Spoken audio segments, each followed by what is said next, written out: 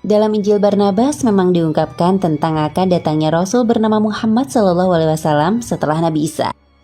Berikut ini isi Injil Barnabas yang menyebut tentang Nabi Muhammad. Bab 39 Barnabas. Terpujilah namamu yang kudus, ya Allah Tuhan kita, tiada Tuhan selain Allah dan Muhammad adalah utusannya. Masih pada bab 39 yang mengisahkan tentang Nabi Adam, Nabi Muhammad SAW juga disebut dalam dialog antara Nabi Adam dan Tuhan. Apa arti kata-kata? Muhammad utusan Allah, apakah ada manusia sebelum aku? Bab 41 Barnabas. Atas perintah Allah, Mikael mengusir Adam dan Hawa dari syurga. Kemudian Adam keluar dan berbalik melihat tulisan pada pintu syurga. Tidak ada Tuhan selain Allah dan Muhammad adalah Rasul Allah. Sebuah naskah kuno telah ditemukan di atas jenazahnya dalam sebuah kuburan di Pulau Siprus pada tahun keempat Maharaja Zeno atau 478 sesudah Masehi. Naskah tersebut berisikan satu salinan Injil yang berada di atas dada jenazahnya. Yang menakjubkan, isi dari naskah tersebut sangat bertentangan dengan ajaran dan keyakinan kekristenan hari ini. Naskah kuno itu adalah kitab Injil dari salah satu murid Yesus yang asli, yaitu Barnabas. Bagaimana penjelasan selengkapnya? Simak video ini sampai tuntas.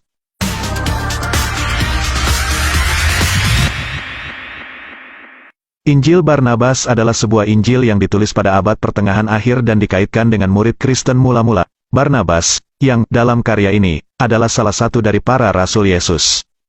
Dalam Injil Barnabas di pasal ke-14 disebutkan nama ke-12 murid Yesus, yaitu Yesus telah memilih Andreas dan saudaranya Petrus sang penjala ikan, dan Yusuf Barnabas yang menulis Injil ini, kemudian Matius sang pemungut cukai, Yohanes dan Yakobus putra Zebedius, Tadius dan Simon orang Zelot, Bartolomius dan Filipus, Yakobus anak Alfeus dan Yudas Iskariot sang pengkhianat.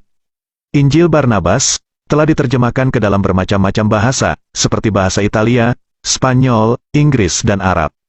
Sebagaimana diketahui, Barnabas adalah seorang tokoh paling berpengaruh di antara murid-murid Yesus dalam penyebaran Injil di abad pertama. Barnabas adalah imam bagi kekristenan saat Paulus dilempari batu pada saat penginjilan oleh orang Yunani penyembah Zeus. Namun mereka tidak berani melempar batu kepada Barnabas karena wajah dan sikapnya yang tampak bijaksana.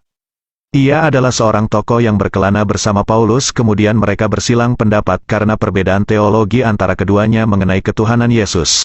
Barnabas dalam bukunya mengungkapkan Paulus telah mengajarkan kepada orang awam mengenai ketuhanan Yesus sebagai Allah Anak, menolak sunat yang diwajibkan kepada mereka, dan memakan daging yang diharamkan untuk mereka. Oleh karena perbedaan teologi inilah Barnabas meninggalkan Paulus. Barnabas adalah Kristen mula-mula, yakni Kristen Ibrani.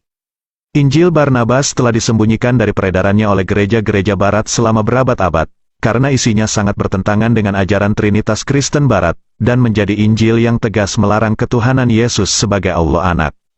Kemudian di abad pertengahan Injil ini muncul kembali ke permukaan dalam perpustakaan Paus Sixtus V dan ditemukan oleh seorang pastor bernama Fra Melino.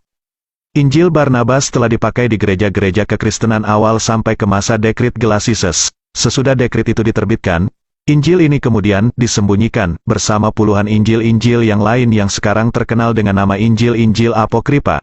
Kebanyakan dari Injil-Injil ini berhasil dimusnahkan, sebagian lagi hanya diketahui namanya, ada pula hanya ditemukan beberapa lembar. Satu naskah Injil Barnabas yang berhasil lolos dari pemusnahan ialah naskah yang dipegang oleh Pastor Fra Melino yang tersebut di atas, sekarang berada di National Bibliothèque, Wina. Dari naskah yang menarik inilah telah dibuat terjemahan-terjemahan. Di antaranya terjemahan bahasa Arab oleh seorang Kristen terkemuka Dr. Halil Saadah. Ia sangat berhati-hati dalam menerjemahkan Injil kuno ini, malah terkadang-kadang ia terjemahkan secara harafiah. Injil Barnabas adalah Injil tulisan asli Barnabas murid Yesus, dan bukanlah surat Barnabas yang dikenal kekristenan hari ini. Karena Injil Barnabas adalah sebuah kitab Injil yang lengkap, maka isinya adalah naskah narasi biografi Yesus dari kelahiran sampai penyaliban yang isinya lebih lengkap daripada Injil kanonik yang 4. Salah satu kitab Injil Barnabas yang original telah ditemukan kembali setelah sempat dihilangkan dan disembunyikan pihak gereja Kristen di Turki selama 12 tahun. Di dalam bangunan gereja Kristen tidak sengaja buku ini ditemukan oleh polisi Turki saat sedang melakukan razia penyelundupan barang-barang. Injil ini ditemukan kembali di sebuah lemari besi di gedung itu dalam keadaan berantakan dan tidak terawat pada Februari tahun 2012. dengan bentuk kitab kuno tulisan tangan asli bertinta warna emas dari era 1500 tahun yang lalu. Polisi menyerahkan temuan itu kepada pihak museum. Pihak peneliti telah menghitung dengan karbon dan ditemukan Injil Barnabas telah berusia 1500 tahun dan isinya mengajarkan doktrin kekristenan yang berbeda dengan doktrin kekristenan karya keselamatan dan Putra Allah yang diajarkan dalam Bible kanonik. Dalam Injil Barnabas diajarkan Yesus tidak sedang mengorbankan dirinya sendiri, karena menurut Barnabas mengkorbankan darah manusia adalah terlarang dan bukanlah bagian dari ajaran Yahudi yang diperbolehkan. Ajaran Yahudi hanya boleh mengkorbankan hewan ternak yang kosher dan bukanlah darah manusia.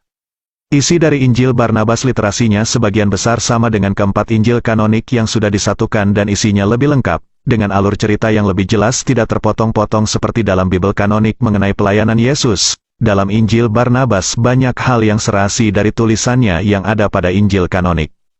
Injil Barnabas di era awal kekristenan adalah ancaman bagi paham kekristenan yang mengakui karya keselamatan dan Putra Allah sehingga Paus terdahulu telah melarang beredarnya buku ini dan Paus Innocent I sangat keras mengancam peredaran buku Injil Barnabas.